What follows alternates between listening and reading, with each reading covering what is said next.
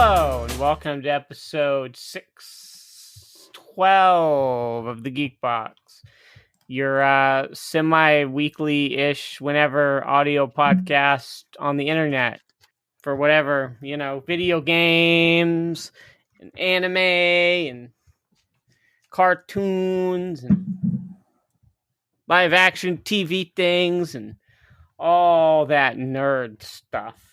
Oh boy. Oh boy. I am your host, Ryan Scott. Wait, what? This is a podcast, this is episode for the week of November 22nd, 2021, because I apparently forgot to hit that big publish button. Yay.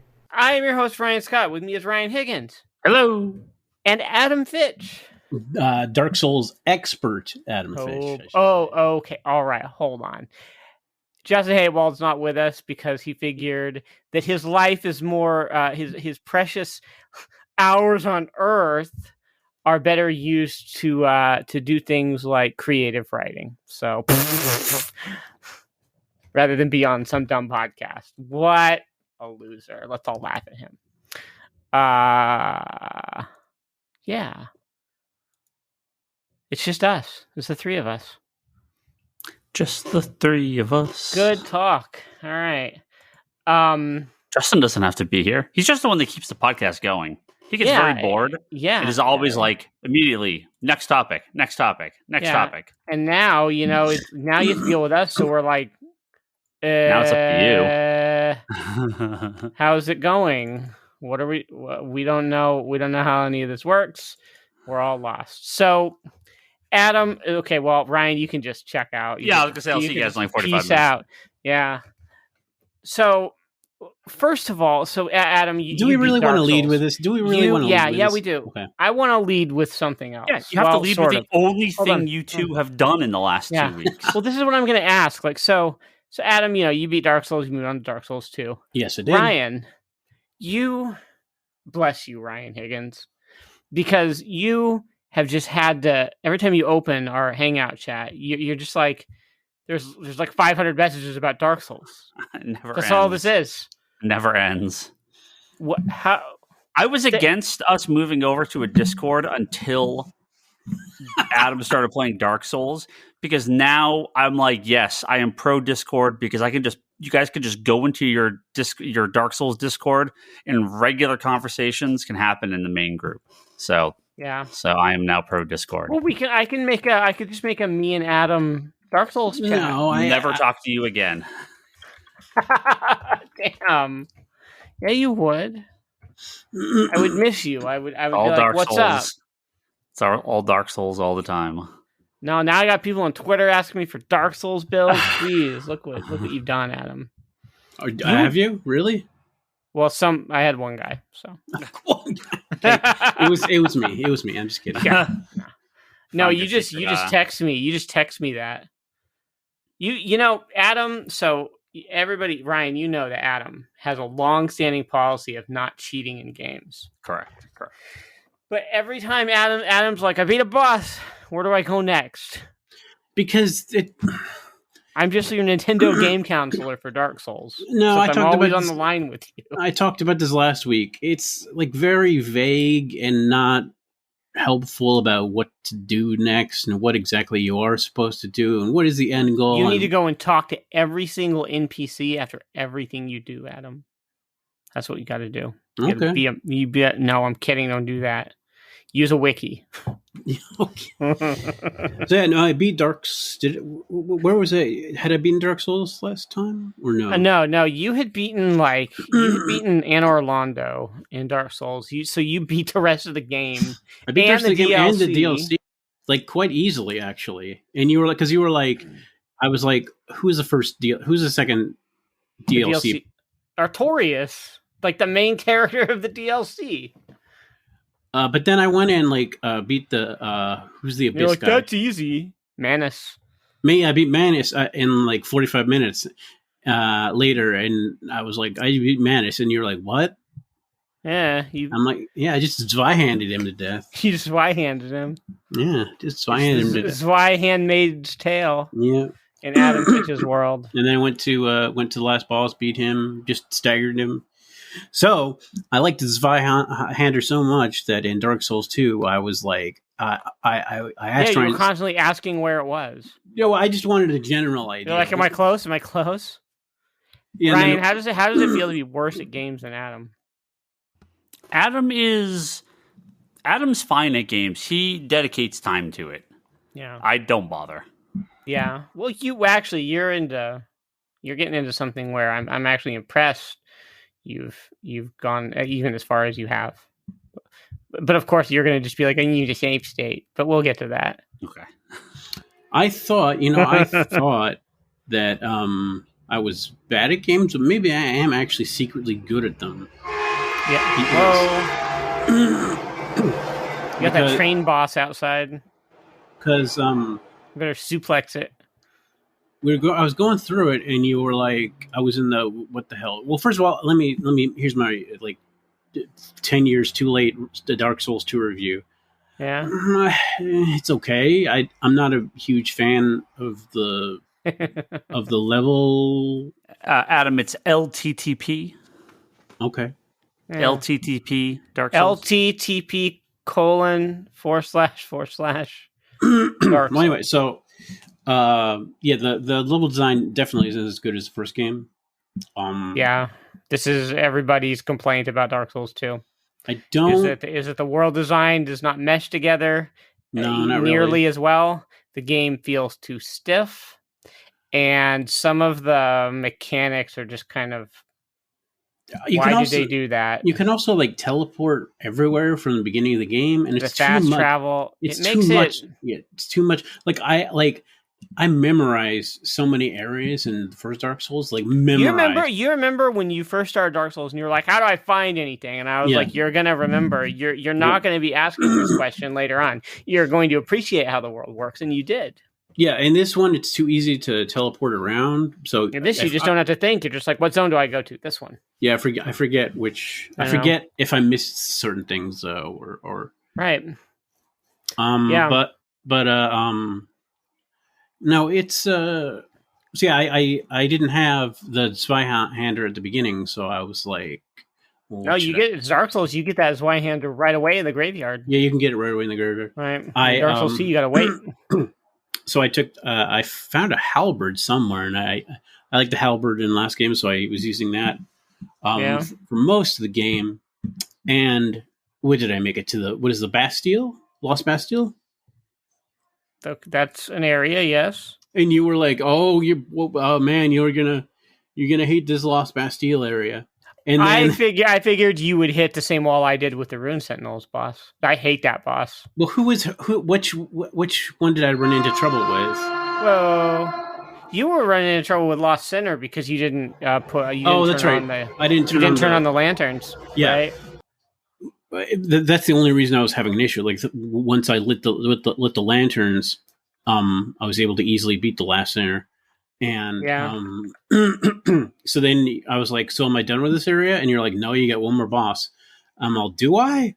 I already beat another boss in here. Like, I beat those 3 knights. And you were like, what did you say? You're like, you had such an easy time with them that they were a footnote.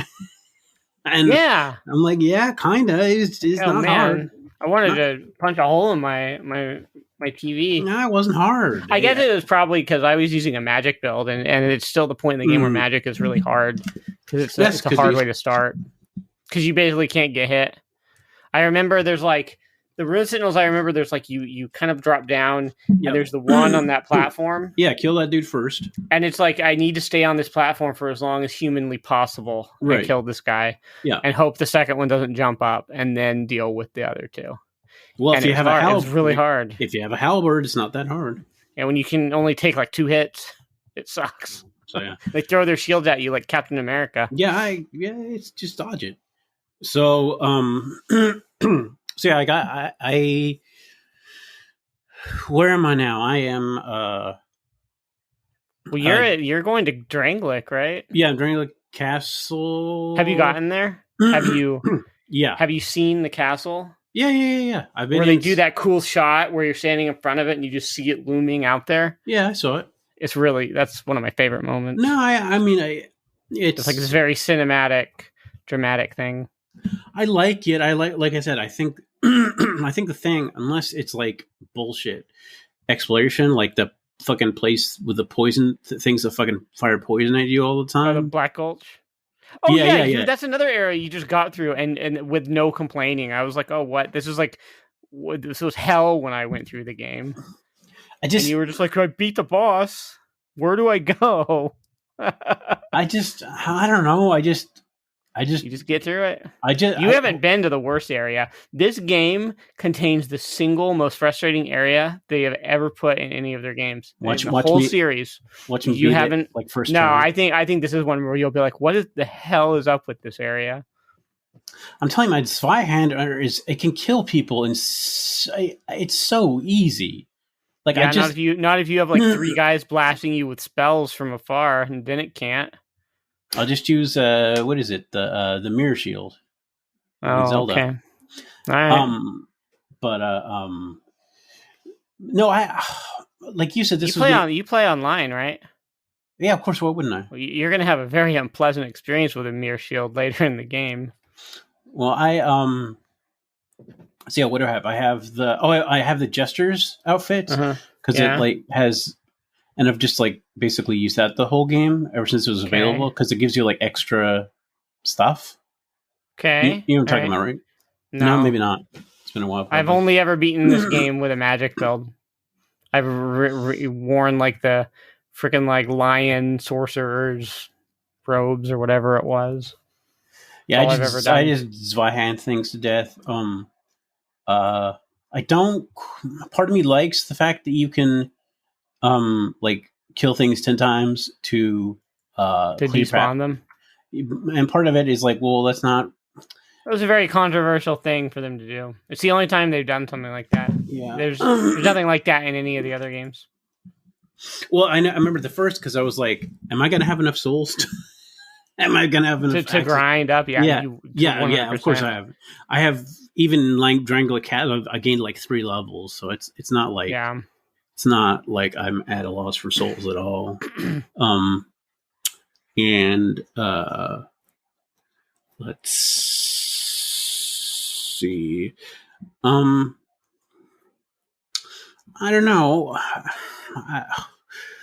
It's not that I don't. It's not that I don't like this game. It's just I was hoping there would be, since the second one, but you said like it's the V team. It was designed by a different team. Because they were working on Bloodborne and Dark Souls 2 at the same time. Right. So Miyazaki was not the game director for this. Right. So a lot of people just considered this to be the worst one. Just because it's not bad. It's not bad, but it's just like you said. It's not. I don't. It's the kind of game where especially coming immediately from the first game. Yeah. You just jump into it and you're like, this feels wrong. Yeah. There's something that feels off about this. Yeah. Yeah. I think you'll feel similarly about Dark Souls 3 just because it takes a lot from Bloodborne. Well, that's why he told me to play Bloodborne first. So but it's like it feels different in a good way though. Okay. It's not this is like stiff and kind of just like. Here's my goal. My goal is to play. Step back. To beat this, all the DLC, beat this, then play Bloodborne, beat that, then play Dark Souls 3, beat that, then play the Demon Souls 1, then beat that. Oh. And then play Elden Ring when it comes out. Elden Ring. Did you see the gameplay footage for that? No, I haven't looked at anything. Looks so good. There's like horseback combat. Hey, no spoilers. It looks fun. Even Ryan will like it. It's Game of Thrones, Ryan. Because George Railroad Martin. It looks cool, but if it's the same gameplay style and everything, it's just not for me. It's just not my style. It's just not my game. Why? Here's the thing. What if it had save states? So, I think my least favorite time I was playing this game was at the very beginning, and like the dudes in the fucking like things betwixt things could even kill me. You know what I mean? Like like the wolves or whatever they were. Yeah, it's like Yeah. I think you have to power through and gain levels. I think that's what I didn't understand. Yeah, But you're like, it's hard because you're weak. right, but I don't think when you start the game that you even realize there's levels. Like in Justin's review, he didn't even realize you could level up. He never found that. He didn't find that lady. So Justin wrote like some secondary alternate take review for GameSpot when that game first came out. Not their main review that's like indexed on Metacritic or whatever, but just like, here's an alternate take. And he was like, this is dumb. I couldn't even find the level up NPC. Like, I didn't know you could miss her. I didn't know talking to her was optional. How do you miss that town's little? Yeah, I mean, it's not. I'll tell you what I do like in the games. I like the voice acting. The voice acting is really good in all these games. Yeah, I like it. It's just they just do a really great job. You haven't even seen like the best voice actor in these games. The best voice actor. I don't even know her. It's this like, she has like a Slavic name, but she voices the Maiden in Black and Demon Souls, which is your like level up. Oh, okay. You're like Herald equivalent in Demon Souls, and she voices the equivalent character, the plain doll in Bloodborne. She's the best. She's cool. Well, again, to go back to something I said last week, again, these games aren't hard. There's ways like, Ryan. If you are really casual. stuck, like, just poison motherfuckers from a distance and they'll fucking die. You know what I mean? Like, there's totally, like, if you're stuck, there's ways to kill things that is like, now if you want to challenge yourself, like the video you sent to me of the guy only using like killing all bosses at like level 1 with firebombs. Yeah, that was absurd. You can do that. Yeah, there's a subreddit called r/holdmyestus, where people post absurd things like that. Of them doing ridiculous challenge runs. So people have beaten this without gaining a level.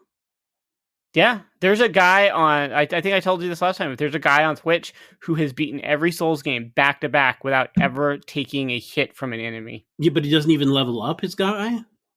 Like he just. I don't know. Well, I don't know if he. There's been plenty of people who have just beaten the games without ever leveling up. Yeah. Low level runs are a thing in these games for sure. Yeah, but I think that's cool. But there are all kinds of wild challenges like that people do. The self-imposed tasks. Right, but again, self-imposed is the big thing for me. Like, I like the fact that if something's bothering me, like who was it? What was it that was bothering me? The fucking the smelter demon.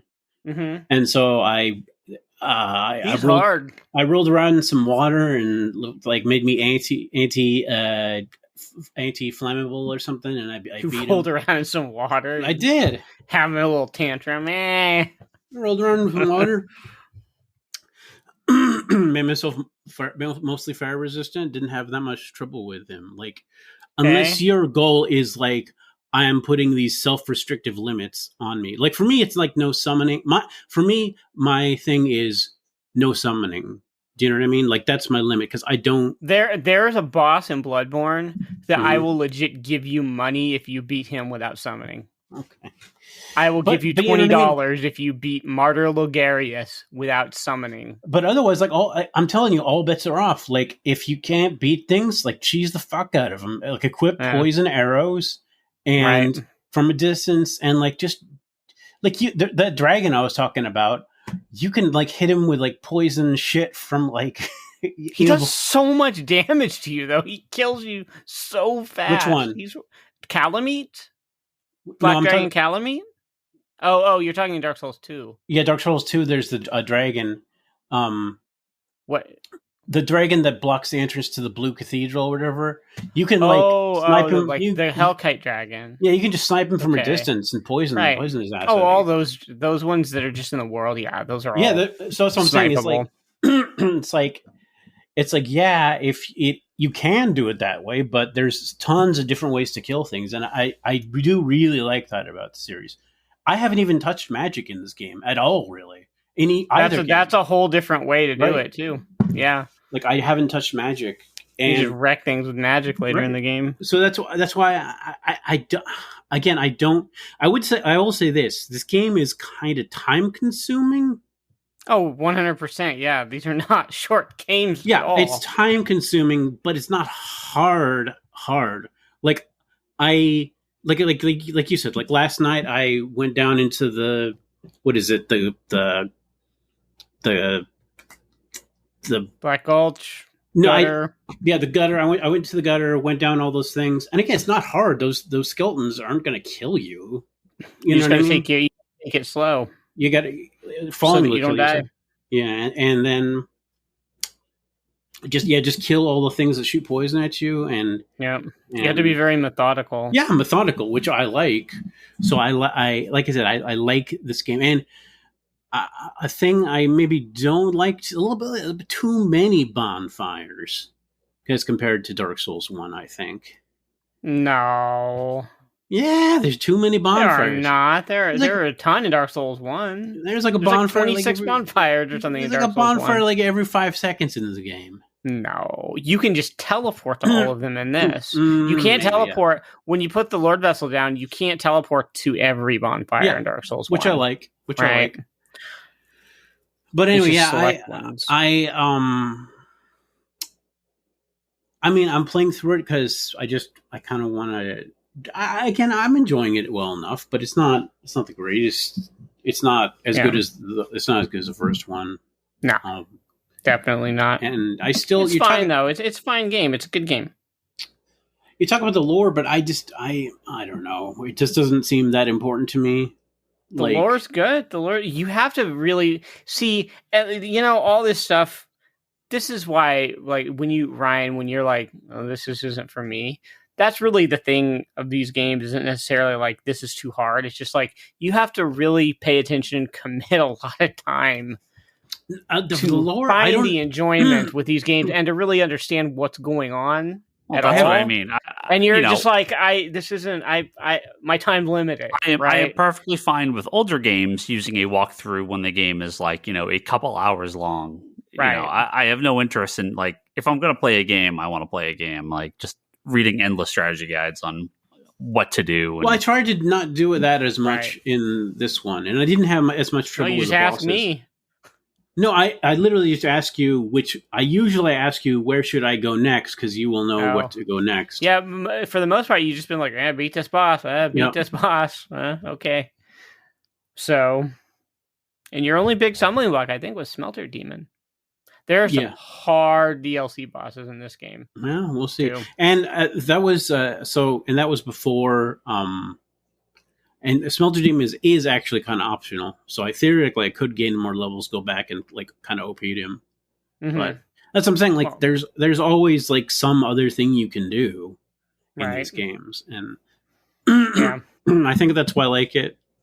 Anyway, we'll see. I'm kind of ready for this. I'm already kind of ready for it to be done though. Like I'm not enjoying myself as much as I was in Dark Souls.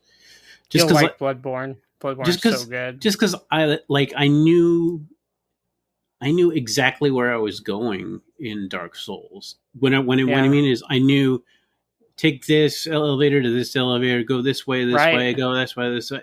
I don't quite have like the same layout of the world in my head. That's because that doesn't exist in this game, because everything is just like a branch off of Majula that ends, and then like over here you have to go to a different branch, and it doesn't shortcut around smartly the way that Dark Souls 1 does. Well, like I could direct you around the world from memory right now in Dark Souls 1, like this short, you take the elevator up into the church, like. And then you can go into the blacksmith and down into Darkroot Basin, and then that links back up with the room where you fight Havel and go up into the Undead Burg, and and so on and so forth. And Dark Souls 2 only has that to a very limited degree. Yeah, I think, like I said, there's good things about it. Bloodborne is vastly, vastly more like Dark Souls 1. It's just funny for the most part. It's just funny because I just how hard I was failing at that game, because I didn't know if I'd played another Souls game, I would have been like, okay, I know what to do, I know how to but I was just like running up to like 5 enemies at once in the beginning of the game, and of course I'm going to die. And like, you're like, just fight them one at a time. I'm like, I don't know how to do that. So anyway. Well, now you know. But just say something else. I don't really care about the lore in these games. I maybe George R.R. Martin has some more stuff in Elden Ring I would be interested in, but yeah, I think you would if you have to work to even understand what is the lore in this. Yeah, but I'm just more to really even go like. Do you even really have any idea of what was going on in Dark Souls 1? Could you describe the plot? Right, you have to like read item descriptions and really think about what they're getting at. Here's the point: like my enjoyment from the game, I do like the ambience of the NPCs. I like that, and I like the VO, like I said. But I don't. I'm just more like, what is the next thing I have to kill? Put it in front of me.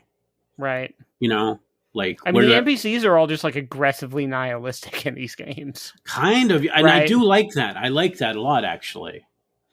I like how that's why I compared it to like a D&D campaign, and it really is that way because, you know, when you're playing a D&D campaign, you'll run across, you know, your friend will put, you know, some character in, and you're like, is this good or bad? Who knows? You know, it's like he's just, you know, like you said, he's fatalistic, you know, and talking about, you know. It's like, might as well just end it all. Like, right. So it's like there's a crestfallen soldier equivalent in every game. Yeah, no, right? I like it. I think I like when you say the lore, I like the ambiance of the game. Yeah. Much more than the story, I think. Right. Well, Dark Souls 3 sort of like deliberately, like very clearly connects to Dark Souls 1. You'll understand what I mean, like pretty early in the game, like, oh, there are some specific references to things you will remember. Right. And Dark Souls 2 is sort of like off to the side, sort of like, how does this even in the same like world? What is this? Like you fight like Ornstein again, but it's like, well, what? We were talking about how a lot of the inspiration comes from Berserk.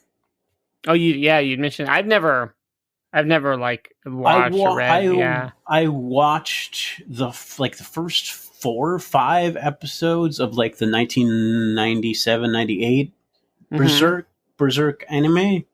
Mm-hmm. It definitely has the same feel of like, just like kind of like hopelessness and just like, and the main character has like a huge fucking sword, like the Zweihan, you know, like seriously, and like I can definitely, and the cool thing is like there's a female character in the game. And again, I don't know much about it because I just watched the first 5 episodes or so. There's a female character in Berserk. I don't know if this changes later, but she's completely not sexualized. She's just like one of their best like military people, you know, like commanders or whatever. Right. But she's just cool, you know. She's like I like. I mean, they don't even get into things like personal relationships in the Souls games. That's just not something they. There's nothing like that. But there's monsters where you can be like, look, there's boobs under her hair, but it's like, oh, this is some psycho scorpion woman boss. Right, exactly. Yeah. You know, so they do things like that. No, I do. People have told me to watch Berserk forever. So I kind of, this is a kind of a good excuse. So I've enjoyed what I've seen so far. You might not like it because it's anime. You know what I mean? Yeah. Friggin' anime. Yeah. But I like it. I like Guts. I like Guts' big ass sword. Everybody's got a big ass sword in anime. It's just how it works. His sword is bigger than him, dude. Yeah. And it's so anime. violent. It's so his sword violent. Bigger than he's got blue hair. It's you know. No, he doesn't have blue hair, but it's so violent. It's like he kills so many people, and it's like everybody kills so many people, and it's like great. So, anyway, I've enjoyed that, but yeah, I because people said it's based. The inspiration comes from the Berserk world so much. I wanted to check out what exactly that meant, and I definitely like the hopelessness. Like even if you do everything, you're destined to fail. You're just going to be a pile of souls laying on the ground waiting for somebody to pick up. Exactly. So that I like. I like like I said, I like the ambulance, the ambience. I don't know about the rest of it. But yeah, I am excited about this Elden Ring. Yeah. Anyway, it's totally just Dark Souls. I don't know about just a different name. I don't know about these beacons though in this map. Not a fan of that. We'll see. I'm skeptical of that, but they're very protective of their design directions, so I wouldn't expect it to they don't really compromise. All these people who are like, there needs to be an easy mode. They don't. They're like, I already said there's an easy mode in Dark Souls. Yeah, it's co-op. Yeah, co-op. What do you think? Knowing what you know, Bloodborne, what do you think its inspiration is? What do you think it's inspired by? What does it remind you of? I didn't play enough. I honestly didn't play enough of it to even know. Yeah. I literally played the first area and people kept killing me, so I was like, "Fuck this!" Just I don't have. It's like cool 3D Castlevania until it's not. Okay, well, I'll play through it. So, all right. Again, I didn't understand the game. I'm excited to play the game, understanding the mechanics a lot better. Yeah, you'll like it. I think you'll get into it more now that you. Yeah. Like I said, the only one the only one that you've talked about that I have no interest in is Sekiro, like you said. It's very different. It's really, like you said, there's not like leveling. But like you said, not in the way you understand with Souls. But like you said, there's one way to kill things, basically. You can't grind yourself out of a problem. Yeah, exactly. And I like that. I like that about the Souls games. Yeah. You can cheat. No, it's not cheating. It's soul level 1 or it's cheating. No, again, here's what I really like about it. When I compare it to a D&D campaign, so in one of our D&D campaigns, we had 5 people from work, and my friend Ryan set up this whole elaborate thing, where after a few weeks, this guy was going to be the guy we fought at the end of the campaign. And one of the guys is just like, I want to take him on now. And he was like, okay. And I just shoot him in the head with an arrow. Oh, he's dead. No, he didn't. No, he had too much HP. But he stayed alive a decent amount of time. He was rolling. You know how it is. He was rolling. He fought Ganon right at the beginning of the game. Right. So he didn't get those. But I liked those guardians. What I like about D&D when it's done well is the kind of fact where if things aren't working, you can try different things. Let's go off, try something else. Yeah. Yeah. Yeah. So yeah, I enjoy it. And you can definitely tell they were definitely inspired by that kind of stuff too. Yeah. So anyway, yeah. Yeah. Now, Ryan, I mentioned Castlevania. That's what you're playing. Playing the real Dark Souls. You were complaining. Actually, this is more Dark Souls than Dark Souls. This is actually a hard game. You're playing Simon's Quest. Yeah, you were complaining about Simon's Quest earlier, being like, "How did anybody play this without a walkthrough?" They did. Nintendo Power. Didn't. Everyone had the answer. Yeah, everyone had Nintendo Power back then. Yeah, I had played Super Metroid 4 or Super Metroid 4, Super Castlevania 4 a couple months back, and I was like, yeah, with the Advanced Collection, I'm like, let's do these in order. Right. So I played beat 1. I mean, I gotta use save states on these old games. It's just cheater. Of course. Well, hold on. Well, I want to. You played this recently, Castlevania 1? Yeah. I want to know about this. Where did you have the most problems in Castlevania 1? I mean, the boss fights. The boss fights and jumping over pits. That's where you have trouble in Castlevania games. How many save states did you have to use on Frankenstein? Oh, I probably restarted a dozen times. How many save states did you have to use on that corridor? You know the one I mean. Which one?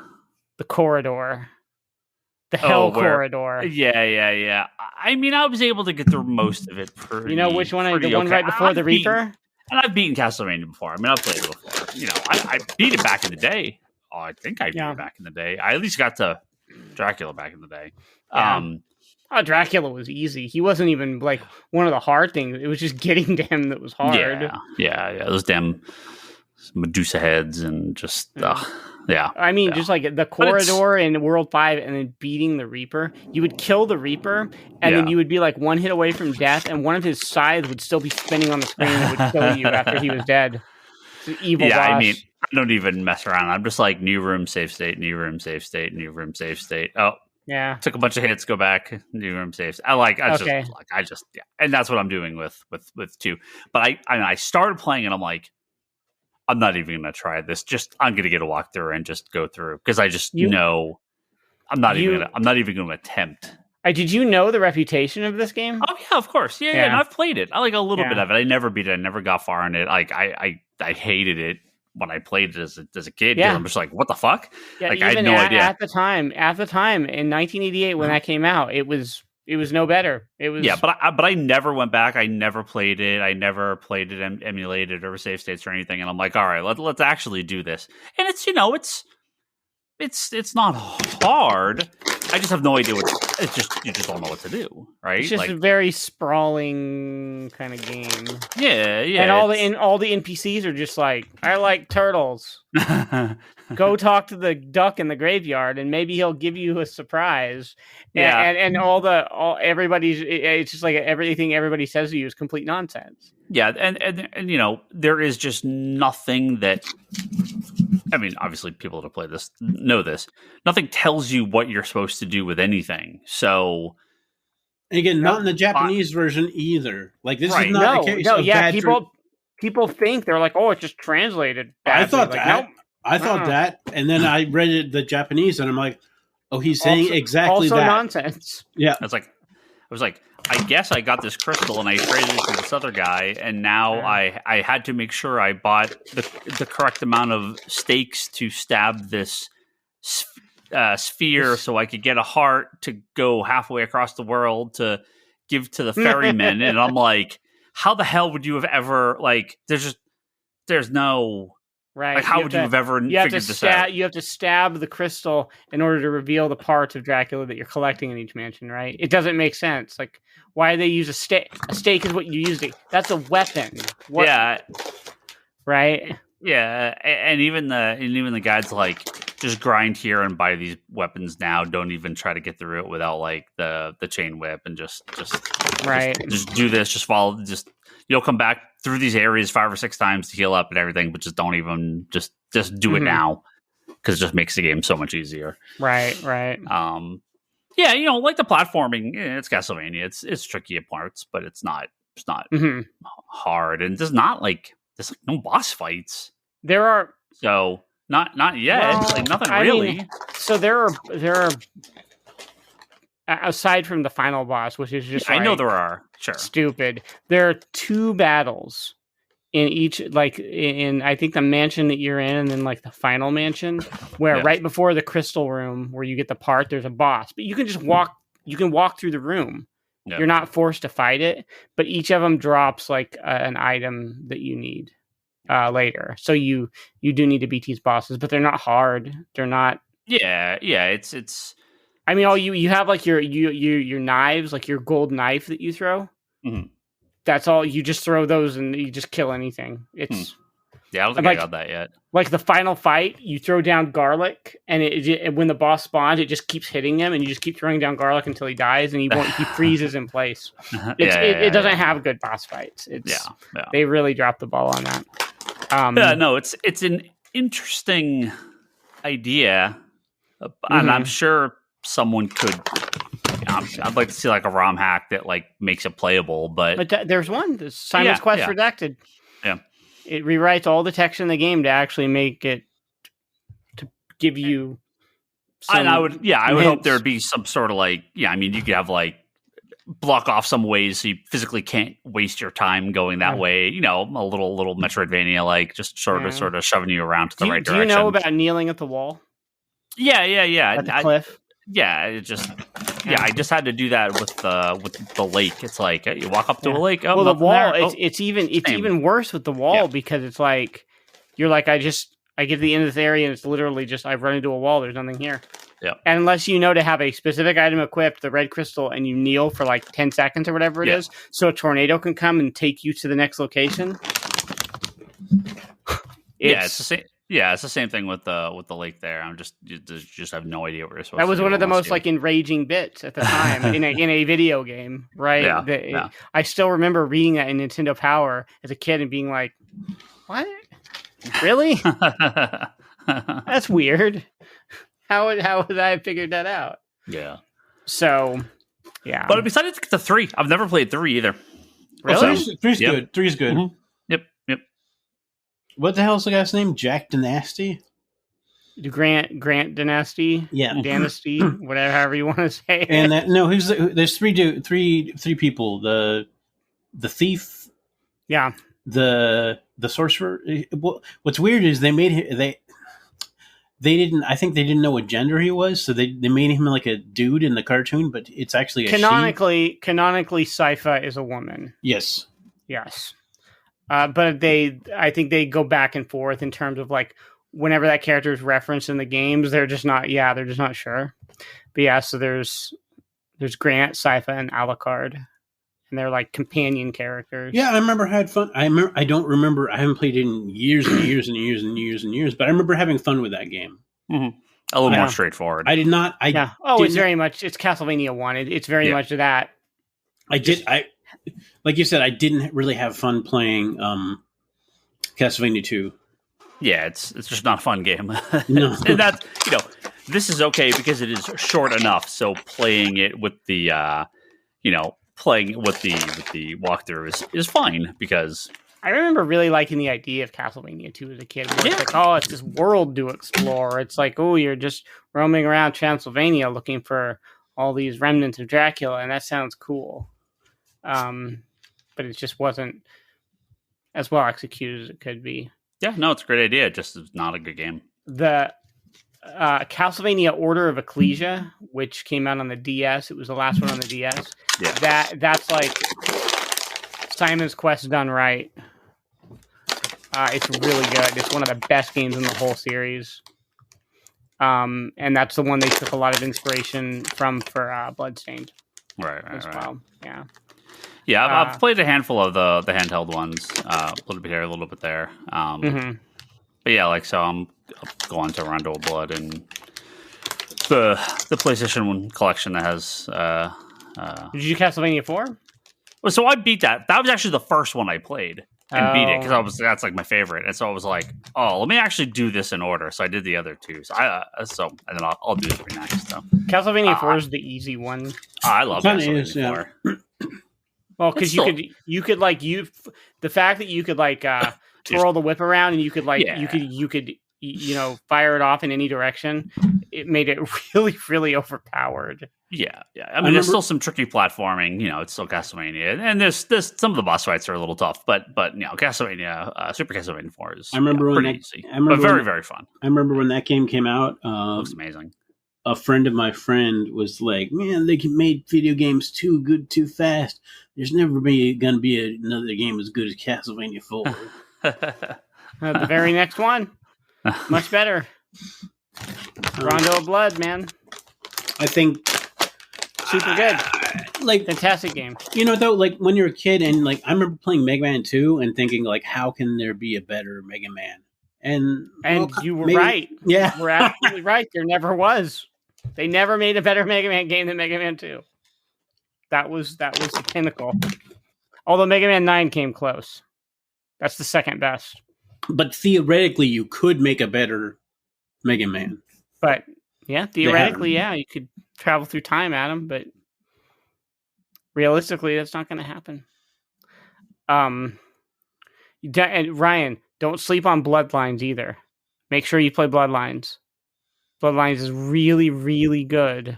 It's like a core game. It's don't skip it. Yeah, well, the ones. I mean, Let me look at the... Because there's Super Castlevania 4, and then there's Rondo of Blood, then Bloodlines, and then Symphony of the Night. So the really, you can play Bloodlines before or after Rondo, really. So the Anniversary Collection has Castlevania, Castlevania 2. So I'm playing now. Dracula's Curse is the next Castlevania 3. I beat Castlevania 4. So then it has Adventure, which is the Game Boy game, correct? Yeah, you can skip that. You can skip all Castlevania those. 2, Belmont's Revenge. Isn't that you don't need. You can just pretend those don't exist. Those I know. Yeah, I beat them. I'm sorry. Yeah, and so Bloodlines is on that collection as well. Okay, so Bloodlines is really good. Yeah, I know the Game Boy ones. I mean, I think I had the first one when I was young, and they are. It's fun. I remember playing it like at our winter retreat in like Applegate. It's fun. Winter retreat.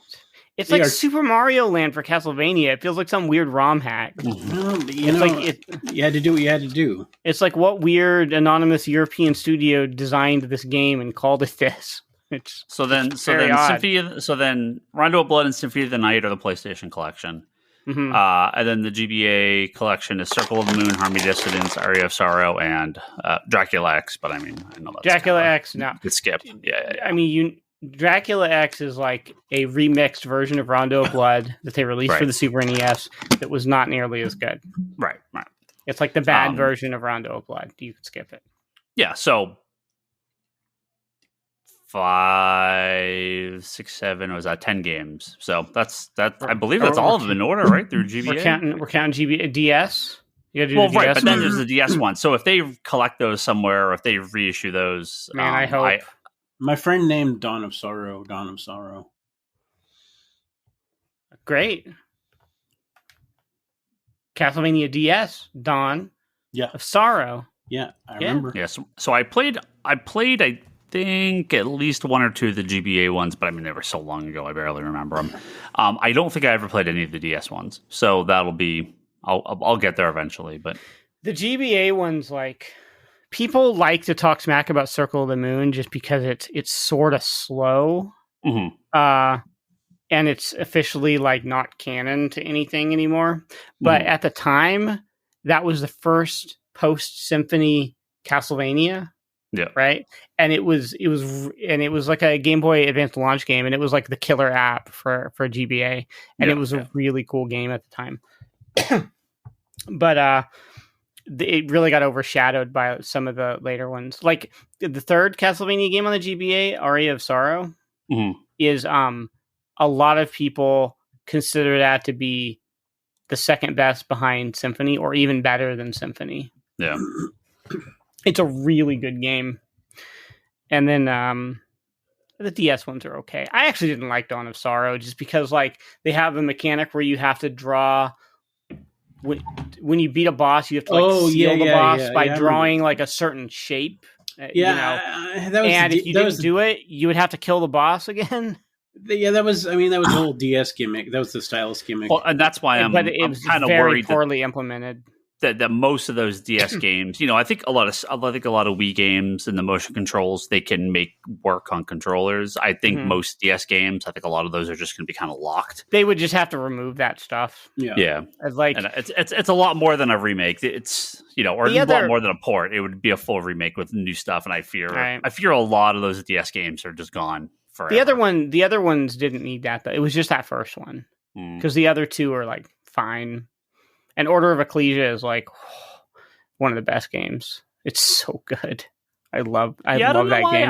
I mean, Castlevania was one of those games when I was young that I played the hell out of, especially Castlevania 4. I don't know why I kind of lost connection with those during like the handheld days.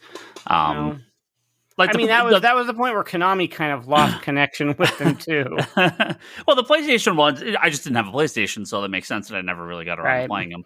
But I mean, I had a DS and 3DS. I just never really went back to them. So, but the collections are I'm very happy they're out because I've been kind of itching to play something a little different. So yeah, it's a good. And they're not horribly long games. So. Well, once you get to like Symphony of the Night, you can pour some time into that because it's a Metroidvania at that point. Sure, and with like a leveling system, They're like mini RPGs. Yeah. Right, because you have to level your guy up. You're looking for like different weapons to equip and all that. Symphony, that's you never played that. I never beat it. No, I played it. Game's so good. Maybe when I had a PS2, I played it for a little bit, and I was just like, "This is cool," but I just never got far enough in it to I didn't finish it. So I remember when that game came out, back when I was stupid. I was like, this isn't a real Castlevania game because it doesn't star at Belmont. And I like wrote it off for the longest time, like an idiot. It's just the best game. That might be my favorite game of all time. It's up there. It's fun. I look forward to it. Yeah. Well, there you go. Get there eventually. Yeah. Yeah, three's not very long, right? 3 is oh no, it's like well, one. It's got a few more stages than one. Like yeah, but it has like some branching paths, so you'll be like, I can go this way or this way, and you won't be able to get back the other way, you know. Sure. So it's like replayable in that way.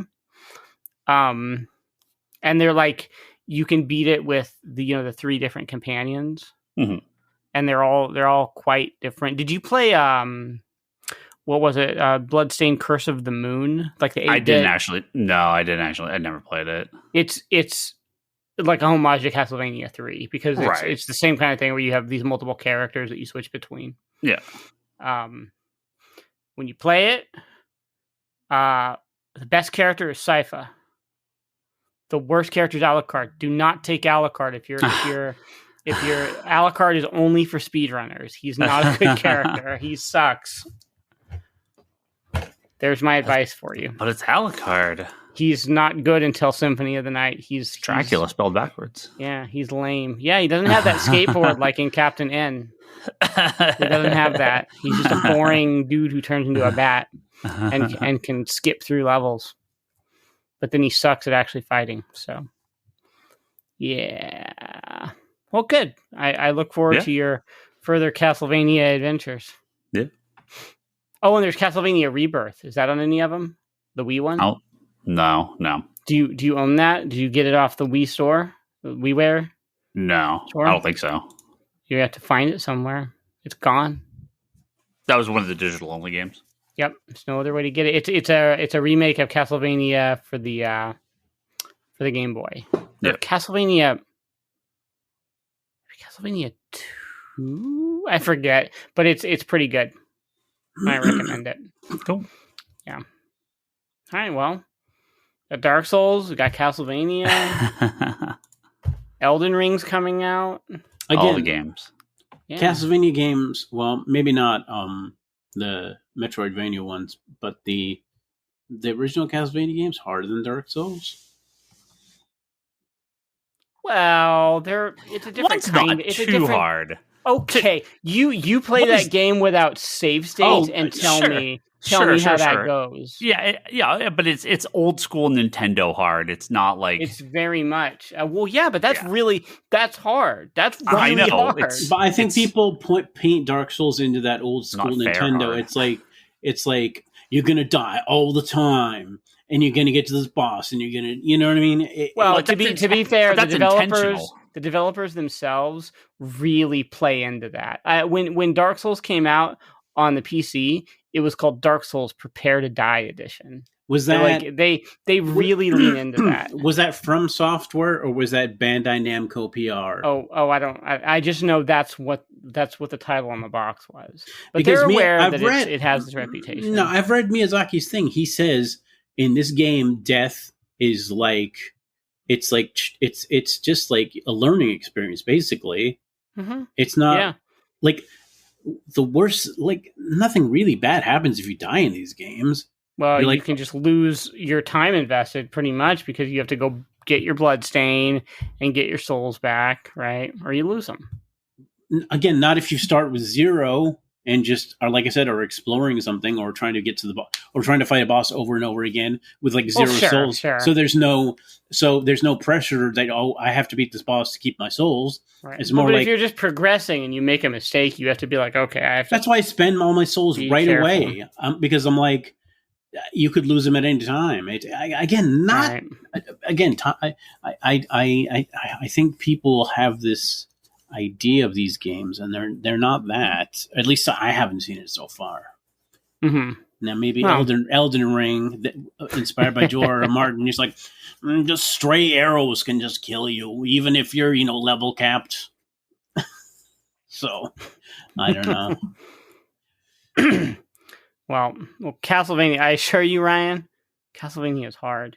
If you can get through that World 5 corridor and kill the Reaper, that's a hard task. Yeah, I don't use save states, but I did this, back when I was 10 and I still had good hand-eye coordination. And it was fucking hard. And a lot of time. Yes. You get a lot of time, too. And it was fucking hard then, and it would be fucking hard now. I don't want to do it now. It's like Ninja Gaiden. I've still to this day never beaten that legitimately without save states. Harder than Dark Souls. At the end of that game, you have to fight 3 bosses in a row, and if you die, you go back like 3 stages. Yep. So. Harder than Dark Souls. Like I said, from now on, I'm going to do that. Every game that's harder than Dark Souls, I'll let you know, because I think a lot of people don't give those games a chance because, like you said, the PR, like prepare to die. It's like, prepare to die, and you respawn like right there. It's like saying like, what the fuck, like Final Fantasy 14, prepare to die. Like just queue again, and you know what I'm saying? It's not like just queue up again in Duty Finder. You'll do it eventually. Yeah. So lots of games are harder than Dark Souls. Oh, absolutely. All right. Well, again, we've gone on and on. We have all these questions that we have not gotten to. Well, you want to answer? There's always 2 weeks. Ramble too much. Hold on, wait. You want to just answer? Well, it hasn't been that long. Why don't we answer just one? Okay, we'll do one question, and then we'll leave. We'll be done.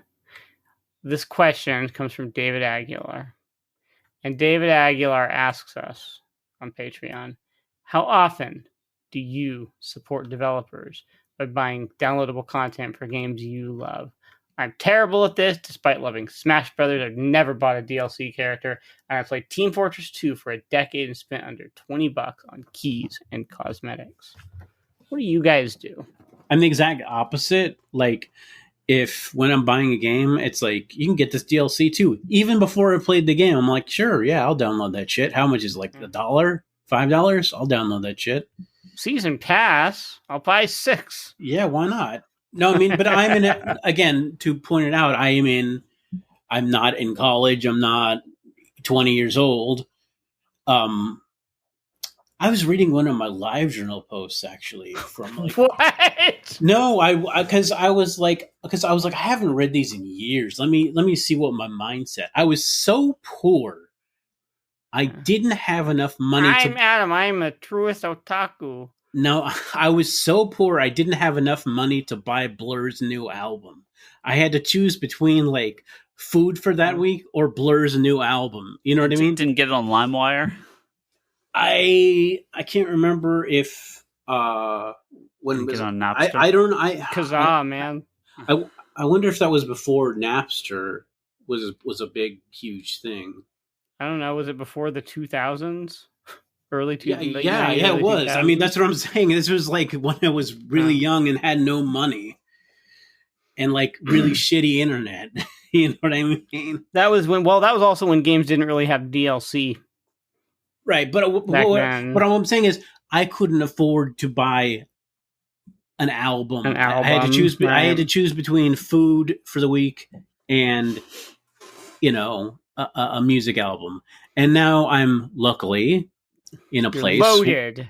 Now you just bathe in $100 bills. I don't. But it's a harvest moon every day for Adam Fitch. No, but it's not. It's where like $5 or $10 or $15 on a game. It's not going to break me. So I'm like, sure, I'll try this DLC. Why not? And sometimes it'll be fun, and sometimes I won't even play it. So yeah. For MMOs, I don't get everything. Clearly, I don't want to know how much it would cost to buy every DLC. But when or we Final say Fantasy 14, all the cosmetic stuff, thousands of dollars. That's different, though. Something like that. But like with WoW, I mean, so I got all the collector's editions. But I bought all the pets, all the store pets, and I got some of the mounts and other cosmetic stuff. When they have like the sales or the bundles, I'd buy them occasionally. Mm-hmm. And maybe for like Final Fantasy, I'd buy a couple things here and there. The more I play it, yeah. I bought the Rydia minion and the Edge minion and the Rosa minion. Like if there's certain things like I have an attachment to, and there's no other way to get it. But generally, if it drops in the game, I'll just try and get it to drop in game rather than buy it. Sure. But I mean, the only stuff I'm really gonna buy, the only stuff I really play enough to buy any of the DLC stuff would be the Nintendo stuff. And yeah, I mean, I want to say all of it, but the vast majority of it. If I'm buying the game, I'm going to buy the DLC because that's part of the game. Well, and like you said, the season pass, it's just a bundle. So whatever they end up releasing, you automatically have that. So yeah, the Days of Horse Armor, it's kind of not, it's different. Oh yeah. I'm looking at this as extended content over a longer period of time, especially something like Smash Brothers. It's like, just unlock those characters. That's cool. It's cheap enough too. They're not. It's not crazy expensive. No, I mean, I think so. This was I tweeted this a couple of weeks ago. I was like, yes, Nintendo Online expansion purchased. The Super Nintendo or the N64 and Genesis apps installed, the controllers pre-ordered. Play the games? Oh no, just no time, never probably. I'll never look at them. That's weird. That's weird to me. I did the easy part. I bought them. Playing them, I don't have time for that. Here's my money. Now I'm never going to get any value out of it. But they're there if I want them. But they would be there at any point for you to purchase. That Nintendo 64 version of Mario 64 is pretty goddamn janky. But then I'd have to buy it. I turned that on to buy what? Ryan's like, it'll always be there. I'm like, but then I have to buy it. It's like, no, it's just there now. I can just play it. I don't have to worry about it. It's like, it's whatever. Like I said, it was kind of surprising how poor Mario 64 controlled to me. Maybe I would get used to it, but there's been a lot of harsh criticism of the N64 emulator for sure. Yeah. It's different. So it's not like it was, because I remember like getting it. People saw the Ocarina of Time looks terrible. Like there's really bad filtering and shading and it's just a poor. Apparently, emulation. there are some speedrunners who they couldn't replicate some speedrunning tactics. Interesting. Because the emulation is not where it should be. Right. And that's different than what I'm talking about, which is it was more the Final Fantasy VII thing, where I remembered Final Fantasy VII being like the big, beautiful characters in the cutscenes. And then I played it and it was the Cinderblock Hands guys. Yeah. But I had trouble moving around in Mario 64. What I played of it, I haven't. But like you said, if it's an emulation issue and not an actual. Well, the game, I would argue that Mario 64 itself also has not aged well. Yeah, but again, I remember at the time it was like absolutely revolutionary. At the time, because you hadn't seen anything like it ever before that. But things have improved, and that era of games, if you ask me, overall just has not aged as well as you're talking about the Super Nintendo or the N64 and PS1 generation. Well, because people are, I think we talked about this. The people making retro versions of PS1 games. It's like fuck that. I was there for that. That didn't look good then. Oh, like people doing like that Bloodborne demake on PS1. Yeah, or something. I don't get that. I don't. Right. Understand. It's like no. I hated how these games looked and played then, because the control, they didn't know what they were doing. The controllers, didn't have like two analog sticks. You know what I mean? They were still learning how to control 3D games. Well, I played Mario 64 on the collection that came out a little while ago. It was I was like one of 2 Mario games I have not beaten or 100%ed or whatever my that and Galaxy 2. Those are the last 2.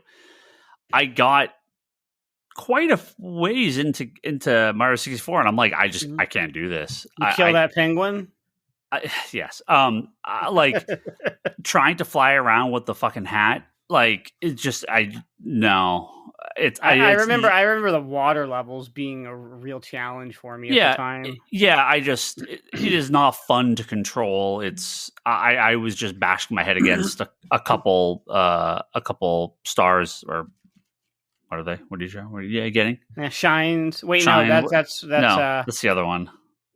Stars. Yeah, there's stars in 64. Yeah, I'm just like we do have I give up. We do have the Nintendo 64 to thank for Charles Martinet and his interpretation of Mario. Though. Oh yeah, no, true.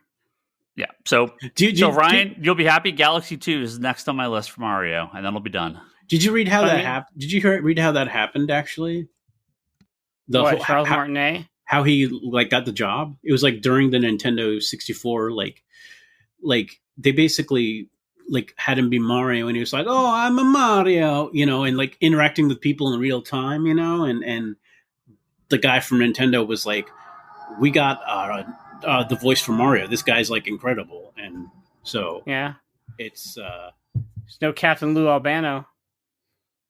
I like his interpretation as well. No, that's classic for sure. Yeah. So Mario Galaxy 2, huh? And then you'll be done? Get all the Mario games in the books? Yep, that'll be it. What about... That's the only one I haven't beaten, other than 64. What about the podcast's favorite, Hotel Mario? Of the standard Mario games. Wario is the next thing to actually go back and beat the Wario Land games, because I never beat those. Oh, those are very different. Yeah, I know. That's why I'm leaving that separate. So they're fun, though. I remember really liking Wario Land, the original Wario Land. Mm-hmm. I don't know if maybe I played the second one. I don't remember playing very many of them. You got to do Wario World on GameCube. You got to do all the WarioWare games. I mean, I've played a bunch of those, but I'm gotta play them again. Actually, the side-scrolling Wario ones. So yeah, Wario World, Treasure did that. The really? Ikaruga people, yeah. Wow. Mm-hmm. Maybe I knew that at some point, but yeah. I mean, fun fact. Not maybe the Mario games, but Tosei has there's so many games that Tosei did. Oh, that's because they worked on everything secretly.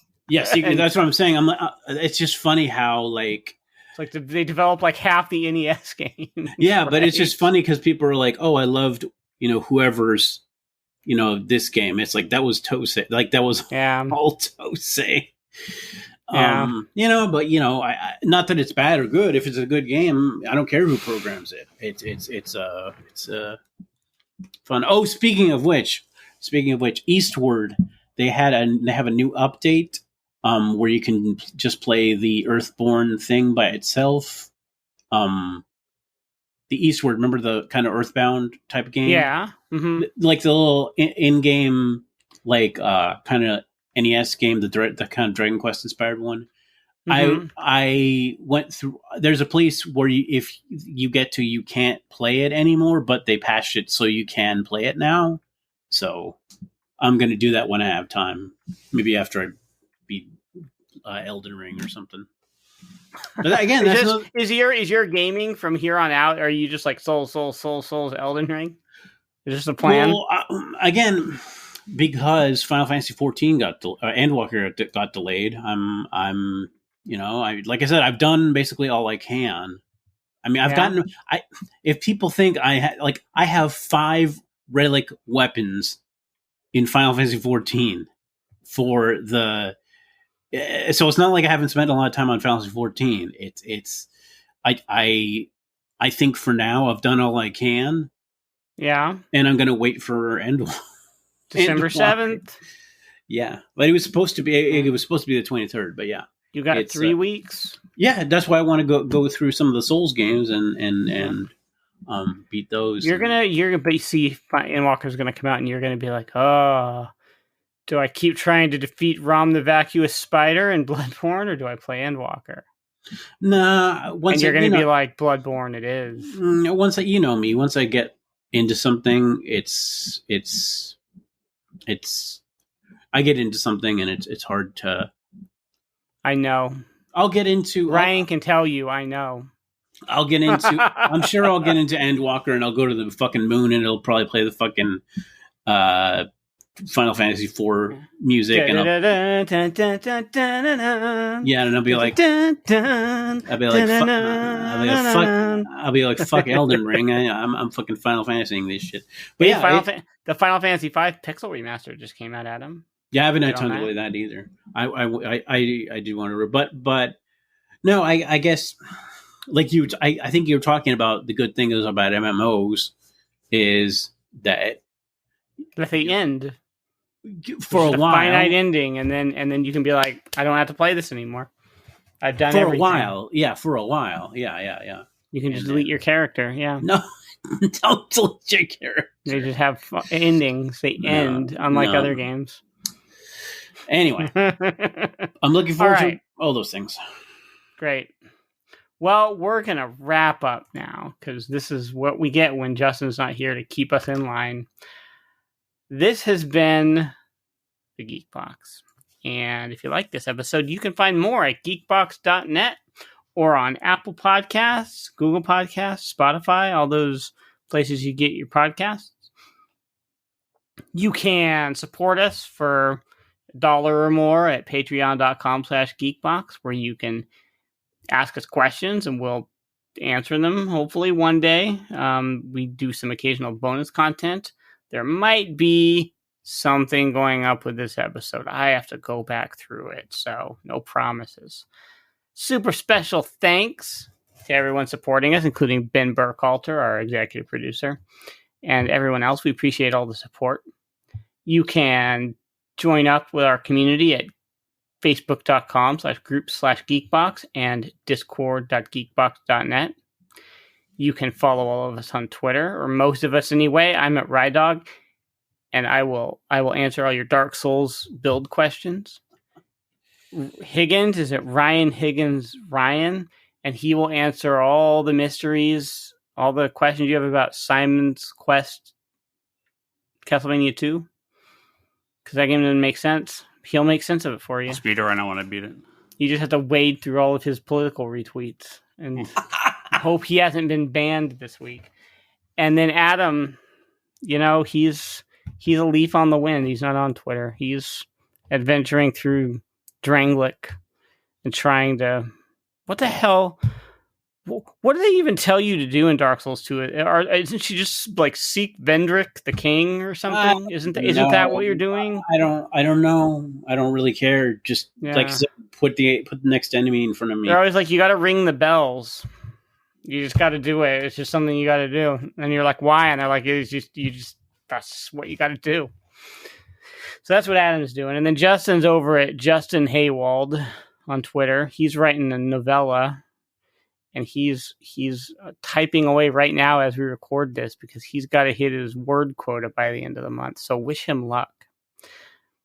It's good to have personal goals. Maybe some of us can follow suit one day.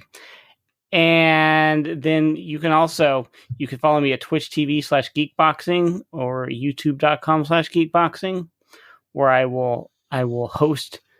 I will stream Adam's channel when he starts streaming all these Souls games and turning into a Twitch superstar, as we keep telling him to do.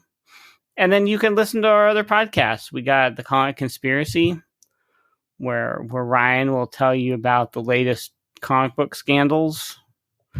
And scandals? Yeah, whatever. All these comic book people are always like, oh, we got this new platform where nothing's going to happen. And talking all about the Diamond Comics ransomware. And the Diamond they're held for ransom, and Ryan doesn't get any of his books, and there's NFTs, and God, they're the worst. There's Gamergate and all that other stuff for comics, and it's just nonsense. You can go listen to the Comedy Button, where we tell jokes sometimes and answer incredibly dark questions. And there's a soundboard, and it's very annoying. And you can go listen to our friends over at Good Job Brain, where they have trivia and answer questions, and they talk about really smart things that make you go, why do I listen to any of this other stuff? I should stop and just listen to this smart podcast. And yeah, that's it. That's the Geek Box, and we will be back again in a couple of weeks. Goodbye.